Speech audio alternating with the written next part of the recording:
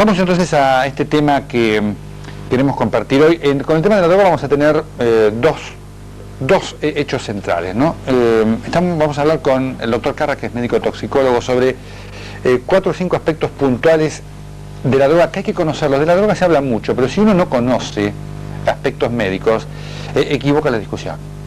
Todo lo demás viene después. Y vamos a estar hablando, tenemos una mesa también de profesionales del derecho, 2 abogados, el fiscal Sica, el doctor Zaffaroni, que fue juez, sobre el tema de los agentes encubiertos, que hoy toma una presencia enorme. Los agentes encubiertos que trabajaron en la detención de Coppola hoy están detenidos. Doctor Carra, ¿hay conciencia del efecto médico que sobre una persona ejerce hoy las drogas? En algunos aspectos sí, en otros aspectos no. El aspecto médico tiene un teatro muy grande en todo esto, porque dentro de las drogas de adicción, si hablamos, no tenemos que dejar de lado también las drogas de terapéutica médica, que por una mala indicación, por un dejar de lado las prescripciones correctas y coherentes, pasan a ser también drogas de adicción en una población que podríamos decir que es la población adulta de nuestro país, ¿no? Por otro lado, también esas drogas terapéuticas son usadas como coadyuvantes, como contrarrestadoras de efectos de drogas de adicción, hablando desde el punto de vista de lo que se quiere decir cocaína, marihuana y otras drogas que están metidas en un ambiente de delito que a veces no están así. ¿Qué es lo que más hoy, en su experiencia, usted en su práctica ve, corre? En cuanto a drogas de adicción, sí.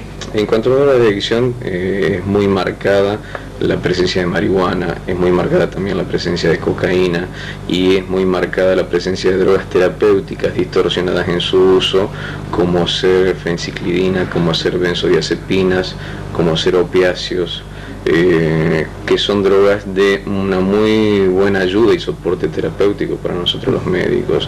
Creo que el problema no reside en la presencia de estas drogas, sino que reside en una cuestión de conducta y de cultura de nuestra gente. ¿Qué pasa con aquellas drogas denominadas técnicamente más duras, el LSD, la heroína, hoy por lo menos en la capital federal? Las drogas duras están en su presencia perfecta.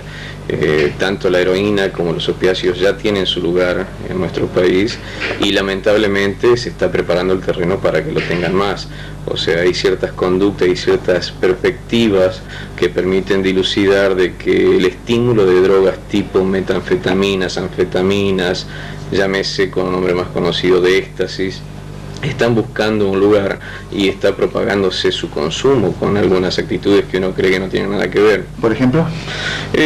Considero que el marketing que se le dio a la presencia de éxtasis el año pasado en la temporada veraniega en la costa no fue tan marcada como se dijo. Creo que forma parte de una gran farsa y fue un estudio del mercado de alguna forma.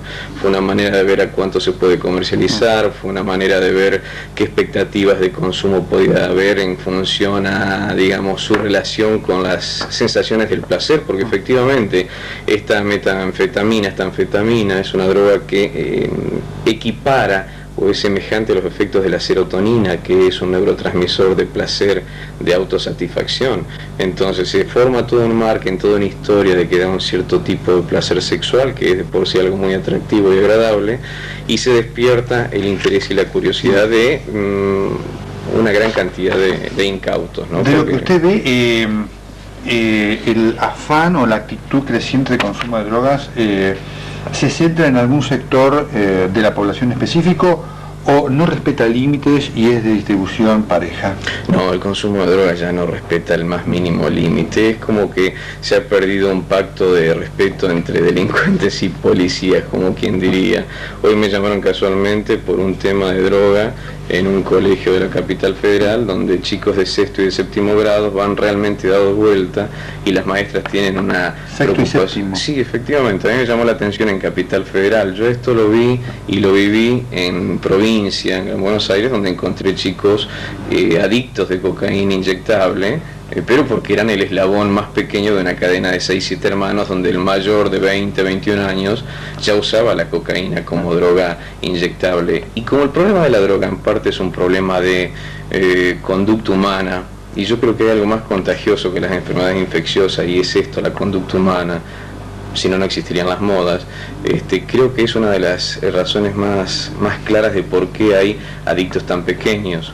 Hay adictos a muchos tipos de drogas que a veces no son las convencionales de esa edad.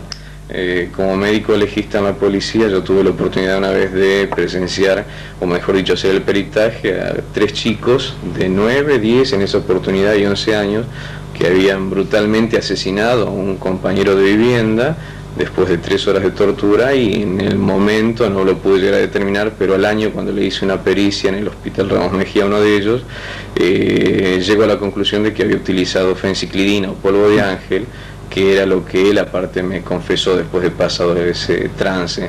Y ahí uno se pone y comprende por qué tanta violencia, de alguna forma. En el mercado de la droga hay drogas que se venden, que se regalan, que se intercambian, y en el caso de los chicos de menor edad, la droga por lo general se regala.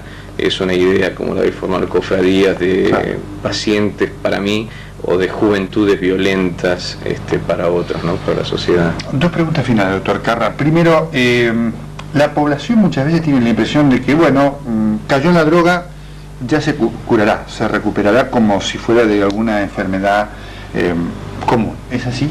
No, esa es una idea arcaica. La población ya no piensa eso. Lamentablemente la población ya está pensando qué puedo hacer con mi hijo, qué puedo hacer con mi sobrino, qué puedo hacer con mi amigo que está en la droga. La población ya es muy grande, ya es una cosa que es realmente preocupante, y creo que las políticas conducen a preocuparnos un poco más al tema de la droga, ¿no? Creería que las cosas hay que reencauzarlas, hay que recatalogarlas, y me parece muy injusto que se metan en el circuito del delito a quienes de pronto de alguna forma tienen un gran problema de vida, que por algo consumen drogas. Si bien es cierto, hay muchos delincuentes que consumen drogas, quizás hasta por una actitud profesional. Yo he llegado a conocer gente que consumía sin gustarle, por el solo hecho de tener una necesidad de respuesta mucho más agresiva, mucho más particular. Pero esa no es la mayoría del problema de la droga. La mayoría del problema de la droga es un problema a problemas sociales, problemas familiares, eminentemente problemas culturales, que a veces responden a esos dolores tan incorcibles como son los dolores del alma, y en donde uno a veces no encuentra mejor anestésico que consumir una droga, como para evadirse o como para acelerarse.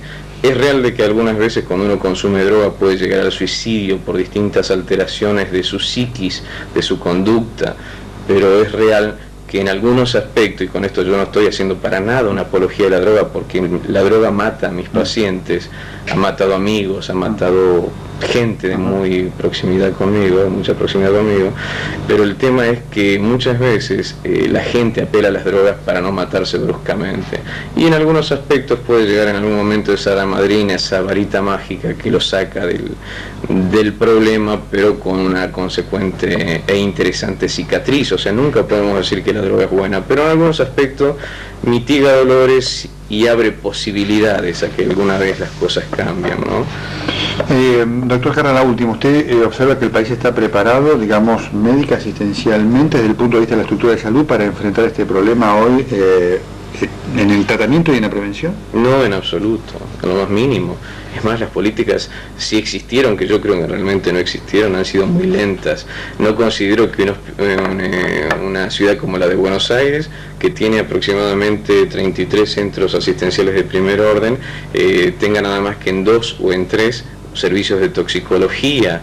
Me parece aberrante de que en hospitales que tienen poblaciones, o mejor dicho, requerimientos de drogas tan grandes como ser hospitales de la zona de Once, como ser hospitales de la zona norte de la capital federal y de la zona oeste, no tengan servicios de toxicología, que no tengan áreas preparadas. Pero ¿qué puedo pedir si de pronto a veces hay hospitales que no tienen áreas preparadas para el paciente convencional, que se nos caen de las camillas, que a veces entran con una deshidratación y terminan saliendo a una tomografía para ver dónde está el coágulo que se le provocó debido a que se cayó de una camilla, ¿no? Entonces, hay mucho por hacer. Doctor Alejandro Carra, muchas gracias. Nos interesaba mucho conocer esta realidad, ¿sí? Gracias. Este es un punto fundamental para que usted tenga en cuenta al analizar este problema. Ahora vamos a otro problema. Y por eso están los hombres del derecho acá con nosotros. Y un eje que hoy por hoy aparece polémico. ¿Los agentes encubiertos sirven o no sirven para combatir el narcotráfico. Fiscal Sica, ¿usted qué piensa? Con respecto a la figura de agente encubierto, yo considero que es un instrumento legislativo útil en la lucha contra el narcotráfico, pero que no es un instrumento por el cual yo puedo prescindir como Ministerio Público de la realización de otro tipo de pruebas. O sea, yo creo que el tema, en primer lugar, hay que sacarlo del contexto de la contingencia actual, a través del bombardeo de información que hemos recibido en los últimos tiempos, y analizar, en definitiva, cuál es la generalidad, en general, cómo se ha utilizado esta figura legal como instrumento dentro de la investigación de los delitos relacionados al tráfico de estupefacientes. Y yo creo que en ese contexto es útil la presencia de esta figura legal prevista por la ley de drogas. Pero vuelvo a repetir, no es la única manera de investigar los delitos relacionados con drogas. Doctor Zaffaroni, usted fue juez. ¿Su opinión sobre esto? Bueno, yo creo que el agente encubierto es una figura que se está expandiendo por el mundo, y sobre todo por América Latina, fundamentalmente por presión de las agencias norteamericanas. Hay una iniciativa en el Congreso de extenderlo para casos de terrorismo, con una muy mala definición de terrorismo, de modo que tampoco se sabe los hechos que va a abarcar. Sustancialmente yo creo que es una figura muy peligrosa. ¿Por qué? Creo que los delitos se investigan no retrocediendo en la historia, sino avanzando, perfeccionando los métodos, la criminalística, es decir, toda la técnica de investigación científica, ¿no? Hay una especie de carrera tecnológica entre el delito y el investigador, y bueno, ha sido así siempre. El agente encubierto es un funcionario público al que el juez autoriza a cometer delitos. Es un método, sí, pero es un método de la policía de Fouché, ¿no? Es un método, en principio, poco ético, pero bueno, la ética está muy desvalorada en el último tiempo. En el derecho todo es pragmático últimamente. Si uno hace argumentos éticos, lo miran, dicen es moderno, y ahora estamos en el posmodernismo. Entonces, si el Estado se degrada al nivel del delincuente, no importa. Pero no, además, desde el punto de vista práctico, el agente encubierto es peligroso. Yo no creo que esto que hayamos pasado sea un mero episodio. Es un episodio, sí, pero es un episodio susceptible de reiterarse. El agente encubierto favorece la corrupción, el agente encubierto se abre la posibilidad de que se confundan los roles y en definitiva no se sepa de qué lado está cada uno. Creo que el propio funcionario va a tener los roles confundidos, muy mal definidos. Me parece algo éticamente criticable y pragmáticamente peligroso. Mejor que el policía siga siendo policía, el ladrón siga siendo ladrón, el narcotraficante siga siendo narcotraficante, lo tengamos claro, y tengamos más medios técnicos, más medios de criminalística, más medios de policía científica para la investigación. Fiscal Sica, ¿usted cree, lo ve así? El tema de la posibilidad de delinquir por parte de la gente. Yo creo que en primer lugar lo que hay que delimitar, porque puedo repetir, el bombardeo de información que hemos recibido últimamente creo que nos hizo en algunos casos desvirtuar y dudar sobre ciertas cosas que establecía la ley vigente con respecto al tema de agente encubierto. En primer lugar, lo que hay que dejar muy en claro que la ley dispone la utilización del agente encubierto cuando dentro de la investigación las finalidades de esta investigación no puede ser lograda de otro modo, probatorio. Ante esta situación, la ley autoriza al juez a permitir la introducción de un agente de una fuerza de seguridad en una organización delictiva dedicada al narcotráfico y a cometer algunos de los hechos previstos por la ley. Y por otra parte, con una técnica discutible en lo que respecta a la técnica legislativa, la ley establece el hecho de que el agente encubierto no sea punible por la comisión de delitos, siempre y cuando no estos delitos, y lo voy a leer directamente de la ley, no implique poner en peligro la vida o la integridad física de una persona, o la imposición de un grave sufrimiento físico o moral a otro. Entonces yo creo que acá tenemos... ¿Esto es tan fácilmente delimitable en la práctica? Con respecto a la comisión de los delitos, yo creo que es bastante clara la ley al respecto. En primer lugar, están excluidos la comisión de aquellos hechos típicos que se refieren a la vida de los seres humanos, lo que incluye, por supuesto, el homicidio, todos los tipos de lesiones, aquellos delitos que hacen a la honestidad, violaciones, abuso de menores, corrupción de menores. Están también incluidos, por supuesto, aquellos delitos referidos a la libertad de las personas. O sea, yo creo que es bastante amplio. El tema es el siguiente, o sea, nosotros lo que tenemos que pensar en qué ámbito se desarrolla la organización dedicada al narcotráfico. Se desarrolla en un ámbito de intimidad muy cerrado, que a veces es muy difícil penetrarlo para la investigación. Esta situación fue prevista por la propia Corte Suprema de Justicia de la Nación anteriormente a la sanción de esta ley, en la cual se introduce legalmente la figura del agente encubierto. Esto es, la Corte dijo sí, es posible que un agente policial penetre en este tipo de organización que es cerrada, sobre todo cuando le abren las puertas. No es que el agente policial esté instigando a la comisión del delito, eso es otra cosa, eso no está permitido. Y por otra parte, por ejemplo, el doctor señala la posibilidad de el peligro de corrupción. Sí. Yo le voy a dar un ejemplo. Usted recuerda un caso reciente que fue bastante sonado, en el cual me tocó actuar como fiscal, que fue el tema de los narcopolicías. Sí. Yo le puedo asegurar que sin la participación, que en este caso eran civiles, de personas que estaban autorizadas por el juez a hacer instrumentos de la investigación, que en este caso fueron los periodistas, le puedo asegurar que era muy difícil llegar a la investigación real de la causa. Sobre estos puntos de los Zaffaroni, ¿su posición? No, yo insisto en que realmente no hay ninguna ley en el mundo que regule el agente encubierto con la amplitud con que nuestra ley lo autoriza a cometer delitos. Esto es una cuestión bastante folclórica. Después no está claro, es decir, es cierto, la ley dice que no puede cometer homicidios, pero obviamente el legislador ha estado pensando en eso, en delitos contra la propiedad. Y entonces no queda claro que no pueda cometer homicidios.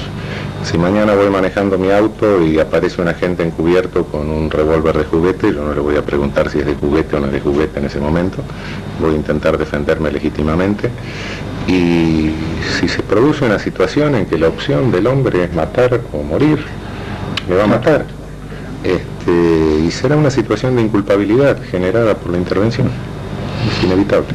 Ahora, la instigación es tan... porque uno se pregunta, en la investigación puede estar... porque la impresión de estos dos hombres, y por eso lo episódico en definitiva termina generando este debate de estos dos hombres, Geras y Diamante, que digamos aparentemente para Bernasconi eran fenomenales, y hay un juez para los cuales parece que son delincuentes, se verá qué dice la justicia. La impresión es si además no actuaron instigando la comisión de un delito para después tener la evidencia que estaba buscando el juez. Pero yo con respecto a la causa en sí, me resulta muy difícil. No lo doy en relación a la causa, digo como hecho objetivo. Eso se llama agente provocador, es otro problema. O sea, existe una diferencia entre el agente encubierto y el agente provocador. Para que más o menos la gente entienda, en el caso del agente encubierto, el agente encubierto está autorizado por ley a actuar en tanto y en cuanto las personas que están delinquiendo, existe una predisposición a delinquir. O sea, no está determinando el agente encubierto a que Juan delinca, no está provocándole la intención de delinquir. O sea, penetra en la organización porque hay una predisposición a delinquir. Y esta es la diferencia que tomó justamente la Corte Suprema en un caso que le vuelvo a repetir, fue anterior a la sanción de la ley, en el cual un agente policial es invitado por el vicecónsul boliviano en su casa de Mendoza, y adelante de él se produce la transacción de una cantidad importante de clorhidrato de cocaína. la Corte convalida esta actuación, hace referencia a la figura también del agente provocador, dice que es inaceptable, y en esto concuerda con la jurisprudencia de la Corte Americana, pero marca justamente la diferencia. O sea, el agente encubierto actúa en tanto y en cuanto exista predisposición por parte de los investigados a delinquir. No es que esté determinando su voluntad a delinquir. O sea, con respecto a la delimitación de que no pueden cometer de cierto tipo de delitos, yo creo que la ley es clara. Yo en esto no concuerdo con el doctor Zaffaroni. Creo que la vida está lo suficientemente protegida, al igual que otros bienes jurídicos importantísimos que protege el sistema penal, a través de lo que dispone la propia ley y en lo que legisla la gente encubierta. Por eso yo creo que no podemos juzgar una figura legal que como instrumento de investigación es útil, y con respecto a la cual, vuelvo a repetirle, se comenzó a utilizar antes de la propia legislación y fue aceptada pacíficamente por la mayoría de los tribunales del país. A partir de eso tendrá que verse. Yo no soy quien, o no estoy en condiciones de en este momento de decir una mala experiencia, pero no podemos basar la existencia o no de una figura legal que permite la investigación de cierto tipo de delitos en base a la experiencia empírica de un caso. Lo cierto es cierto, el agente queda autorizado para la comisión, por ejemplo, de los hechos propios de la ley. Seguro. O sea, si está investigando una comercialización de estupefacientes, muy probablemente se vea involucrado en algún tipo de participación, aunque sea secundaria, en esa realización del delito. Está clara su posición. ¿Algo más en el minuto final? ¿Usted, doctor Zaffaroni, que quiere agregar sobre esto? No, creo que el problema con esta autorización a cometer delitos es que con tal que tenga éxito una investigación contra el narcotráfico, quedan autorizados a cometerse delitos que nos afectan bienes jurídicos a quienes no tenemos nada que ver con el narcotráfico. Doctor, es decir, el juez se convierte en un autor mediato, ¿no? Bueno, creo que yo les agradezco mucho esta presencia aquí, con estas dos posiciones diferentes. Quiero decir esto, ¿no?, como conclusión. Es importante este debate ante los hechos de la realidad, ¿no? La pregunta que se hace el ciudadano es: un buen instrumento, en la teoría, con los comportamientos que hoy presenta algún personal policial, ¿termina siendo un buen instrumento para la sociedad o le genera riesgos? Este es el debate y queríamos las dos posiciones que han quedado claramente expresadas. Les agradezco realmente muchísimo. Gracias. Este es un tema que nos afecta absolutamente a todos y que entonces vuelve a poner el énfasis en esto, ¿no? Necesitamos que la gente que actúe en las fuerzas de seguridad, es decir, del lado de la ley, sean absolutamente honestas. Si no, podemos entrar en peligro. Ya volvemos en el próximo bloque. Monseñor Jorge Casareto, obispo de San Isidro, a propósito del documento y de la nueva constitución de la jerarquía de la Conferencia Episcopal Argentina. Ya volvemos.